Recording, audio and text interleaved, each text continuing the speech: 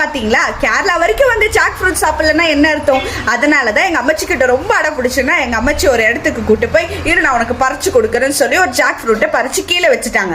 அம்மச்சியால தூக்கிட்டு போக முடியாது, ஏன்னா அது செம்ம வெயிட். அங்க ஆட்டோவும் இல்லை. இப்ப என்ன பண்றது யோசிக்கும் போது அம்மச்சி என்கிட்ட கேட்டாங்க, நீ தூக்கிட்டு போடியாடி அப்படின்னாங்க. நான் சொன்னேன் சரி அம்மச்சி நான் தூக்கிட்டு போறேன் அப்படி சொன்னோன்னே எங்க அம்மச்சி எனக்கு தலையில அழகா அதை வச்சு கொடுத்தாங்க. அங்க இருந்து எங்க வீடு வரைக்கும் கொஞ்சம் நிறைய டிஸ்டன்ஸ் இருக்கு. அங்க இருந்து நான் தூக்கிட்டு வந்தேன். உங்களுக்கே தெரியும் கேரளா வழியில இப்படி போவோம். சோ அதெல்லாம் தூக்கிட்டு வரும்போது ரொம்ப சந்தோஷத்தோட ஒரு முகத்துல ஒரு புன்னகையோட வந்தேன். எனக்கு அந்த ஜாக் ஃப்ரூட் ரொம்ப பிடிச்சதுனாலே என்னமோ தெரியல, அதோடைய பாரமும் அதோடைய அவ்வளோ பெரிய வெயிட்டும் அந்த முள்ளு எதுவுமே எனக்கு தெரியலங்க. அழகா சந்தோஷத்தோட வீட்டுக்கு வந்தேன். ஏன் தெரியுமா, எனக்கு அது ரொம்ப பிடிக்கும். நான் ஆசைப்பட்ட ஒரு விஷயத்துக்காக நான் போறதுனால எனக்கு அந்த வலியோ அந்த வேதனையோ அந்த சுமையோ எதுவுமே எனக்கு தெரியல.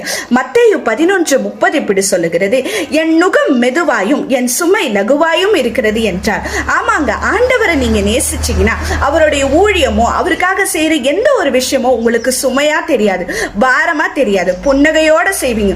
ஐயோ சர்ச்சுக்கு போகணுமே, ஐயோ ஊழியம் செய்யணுமே இல்லாம ஐயோ செய்யலேன்ற ஒரு ஏக்கம் தாங்க உங்களுக்கு இருக்கும். அதனால ஆண்டவருக்காக ஊழியம் செய்யறதுக்கு முன்னாடி அவரை நேசிங்க, அவரை முற்றிலுமாக உங்க மனதில் ஏற்றுக்கொள்ளுங்க. அப்பதான் உங்களுக்கு ஊழியத்தோடைய நெக்ஸ்ட் ஒரு அனுபவத்துக்குள்ளாக நீங்க போவீங்க.